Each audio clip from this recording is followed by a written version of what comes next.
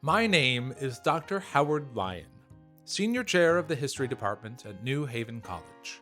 I'm also the best-selling biographer of Thomas Edison, Cheat to Win, and Nikola Tesla, History's Loser. Due to circumstances beyond my control, I found myself with a lot of free time on my hands. I decided to turn my biographical powers to the fictional Cheers verse and write the definitive life story of Frasier Crane using only the data provided by Cheers, Wings, and 11 seasons of his titular sitcom. In our last episode, we covered the history of the Crane family, from the days of the Russian Revolution in 1917 to the birth of Frasier Crane in 1953.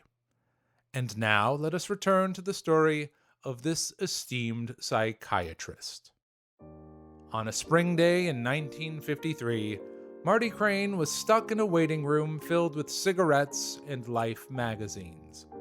"Suspected Pinko ousted from crossing guard post," read the headline of the day's newspaper, and it was confirmed further down on the page that Queen Elizabeth just had a child. And on that same day the world welcomed a new royal, Marty and Hester welcomed a new Crane. He was Frasier, lovingly named after a rat. Now I'd like to continue and talk about little baby Frasier, but first, two things. One, here we are again, making up fake royalty to establish an AU, aka alternate universe. I mentioned earlier that it would happen again, and it did. Don't doubt me.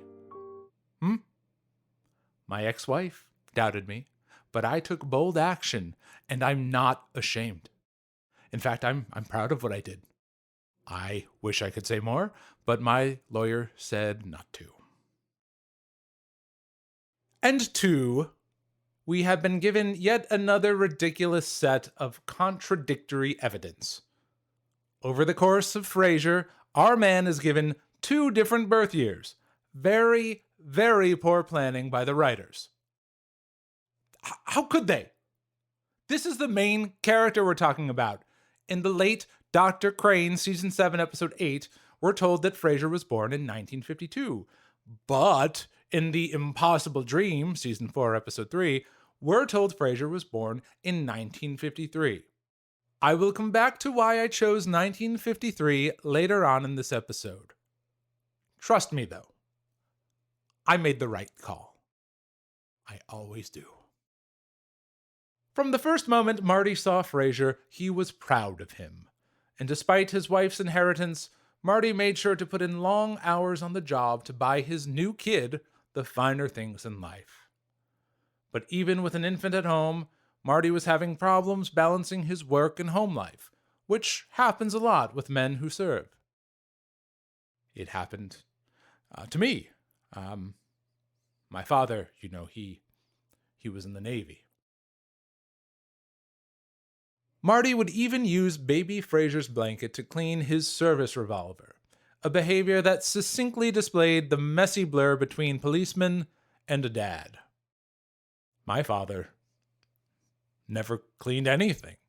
He said it was beneath his station, so things piled up. Ugh. The smells. Now, from an early age, young Frasier was a sensitive boy. Hester, with her PhD in psychology, must have recognized this and often engaged with the inner recesses of her son's psyche. Frasier adored his mother. He was absolutely a mama's boy. He took after her at an early age. He was born with a brain, an IQ of 129. He was also littered with health problems, like an allergy to cats and dust. He also had an unfortunate skin condition on his derriere, known as pityriasis rosea, which would affect him the rest of his life.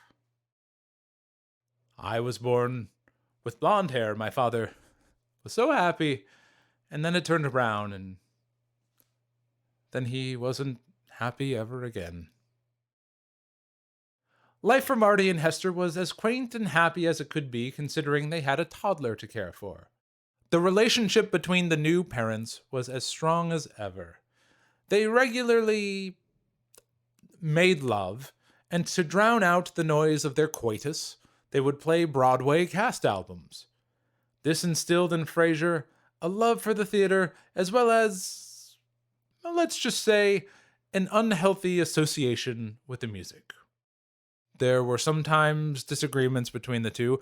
Marty, for one, was putting in a lot of hours at the precinct, often spending more time with his coworkers than his own wife. Oh, and they would argue. There was a memorable fight in 1956, one where Hester became dreadfully upset with her husband. To make up for it, Marty bought her flowers and made her a romantic dinner. This apology worked. And this romantic reconciliation came with a surprise ending. That night, Hester became pregnant with a second child. And so, in 1957, Marty again found himself in that stuffy waiting room filled with cigarettes and Life magazines. We'll meet Niles in a moment, but I want to circle back on a promise I made earlier. I don't renege on a promise. I told you there was a reason I chose 1953 as Frasier's birth year. The wait is over. The reason is Niles. You see, in the season 3 episode, The Friend, we find out that Niles was born in 1957. Based on the brothers' relationship, I always imagined there was only a year or two between them. If Frasier was born in 1952, there would be a 5-year difference between these brothers.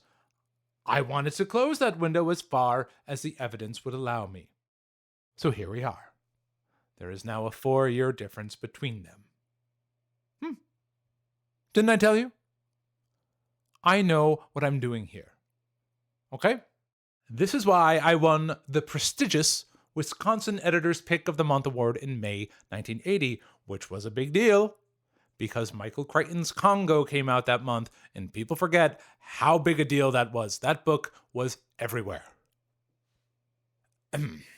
And so back to that stuffy waiting room. This time, Marty had his 4-year-old son by his side. Soon, all were introduced to Niles Crane, Marty and Hester's youngest son. The very first thing Frasier said when he met Niles was, "I don't like him." The arrival of a little brother signified a change in Frasier's life.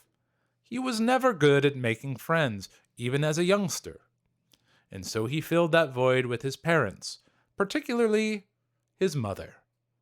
With a newborn in the picture, he no longer had the undivided attention of the woman he relied on. From the very first time they met, the two Crane boys were destined to be rivals. Not surprisingly, the very first thing Niles and Frasier were competitive about was Hester. Frasier didn't appreciate this infant taking her away from him. As Niles got older, it became clear that he was extremely similar to his brother. He too was brainy, with an IQ of 156. He too was plagued with medical afflictions. Niles was allergic to cats, cumin, scallops, nutmeg, oat bran, wheat germ, carob, and parchment mites. And he also gravitated more towards Hester than Marty, so the two boys were always jockeying for her time and attention. I myself am an only child. I did have a dog for some time, and my father, he loved that dog. It was a Rottweiler, Lucky. He told Lucky he loved him every day. He never.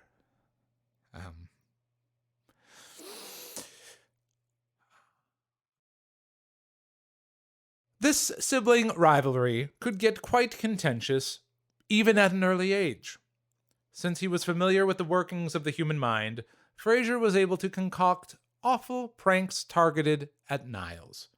He once convinced him that the whole family were figments of his imagination, that the whole world was just in his mind. For months, Niles would dart into rooms just to make sure everyone was still there. This cruelty showcased a trait for psychopathy in Frasier, not adequately explored by the narrative of the series at all. But Niles could give as good as he got. When Frasier was 10, he forged letters from Leonard Bernstein and told everyone that they were pen pals. Niles was able to unmask this pathetic charade after quote-unquote Leonard Bernstein said that his Broadway debut was Candide, when it was actually On the Town. The jig was up for the fibbing Frasier. As children, Frasier and Niles continued to grow into little versions of Hester. They wore suits. They learned Shakespeare. And it was easy for them to take after their mother. Marty, after all, was busy with work, spending his days on the beat and his nights at Duke's, a bar where he and his fellow policemen would unwind. Marty would miss so many birthdays. My father, he was in the Navy, so same thing there as well. And even when Marty did try to bond with his sons, it would often backfire. He encouraged them to play ball with the neighborhood kids, but the children only wanted to play with Marty. Frasier joined the Cub Scouts, but quit after just one hike. And when Marty tried to teach his sons how to ride bikes, the two unathletic children wound up in the hospital so many times that social services started asking questions. But there was one pivotal moment when Marty got through to his oldest son. When Frasier was very young, he found Marty's badge as his father was dressing for work. He started playing with it, and Marty sat him down and told him it wasn't a toy.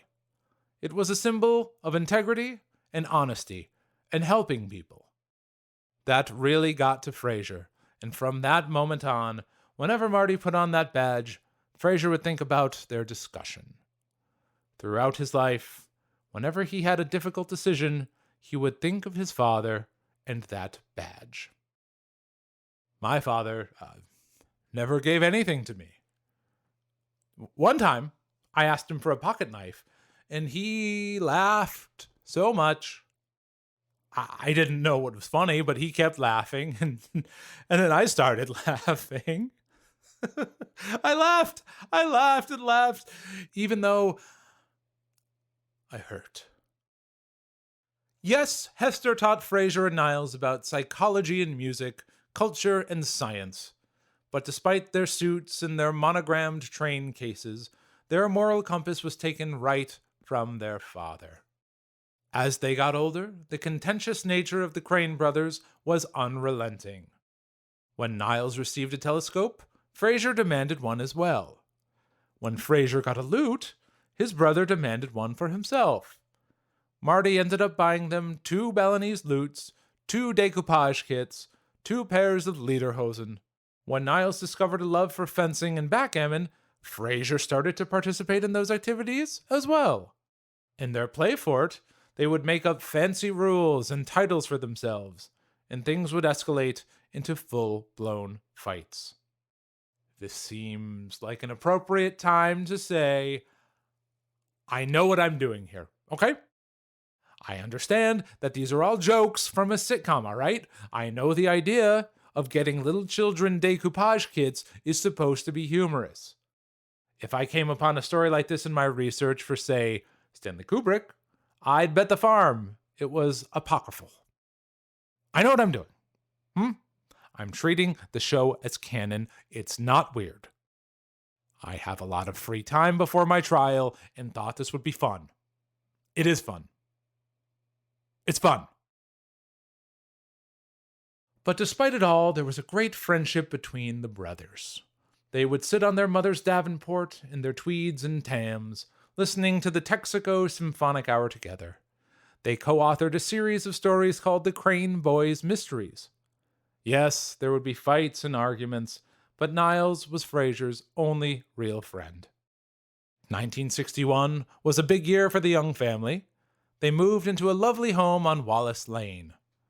Frasier turned 8 and had a terrible birthday. First, his father refused to take him to see West Side Story. Then, at his birthday party, he accidentally pinned the tail, not on the donkey, but on a girl named Sally. She was so mad she shoved a cupcake down his shorts.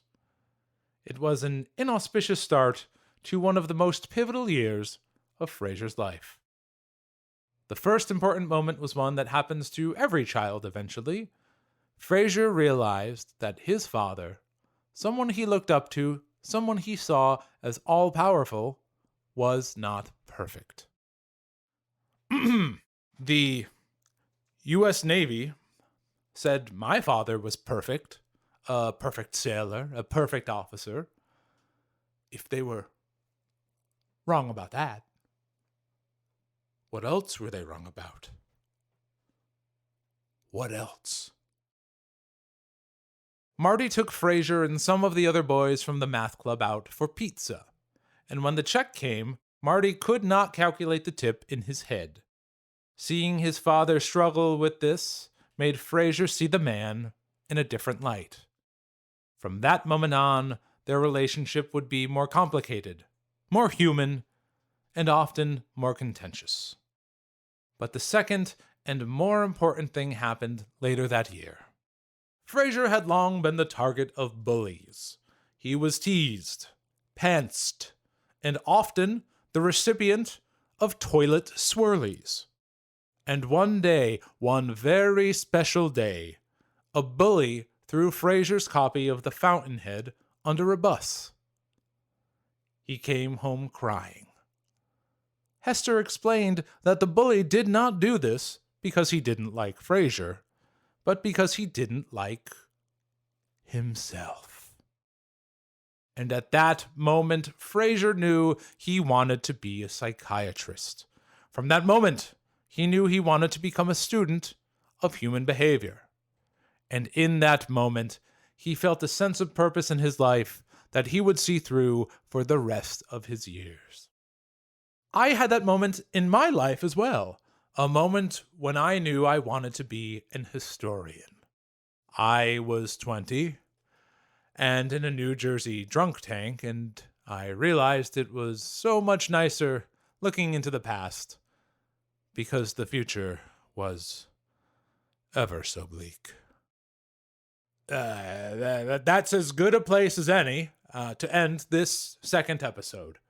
Thank you for joining me. I look forward to exploring the rich world of the Crane family further with you. In our next episode, we will touch on the life of Frasier Crane, student, high school, college, and all of the thrilling and sexual adventures that come along with that. I'd say get ready, but that would be inadequate for the episode I have prepared for you. Don't get ready. Stay ready. This is Dr. Howard Lyon, and that's a wrap on this episode of The Frasier Files. Thank you for listening to The Frasier Files. The Frasier Files was researched, written, and performed by Stephen Winchell and developed for audio by Stephen Winchell and Ian Abramson. Directed by Lara Unnerstall, with audio recording and production by Adam Goron. Music by Stephen Winchell and Takuya Yoshida. If you enjoyed our program, please rate and review us on your podcatcher of choice. You can find us on social media at Frasier Files, on Twitter, Instagram, YouTube, TikTok, and Blue Sky. You can also send us an email at FrasierFilesPod@gmail.com. Thank you again for exploring the rich world of Frasier Crane with us.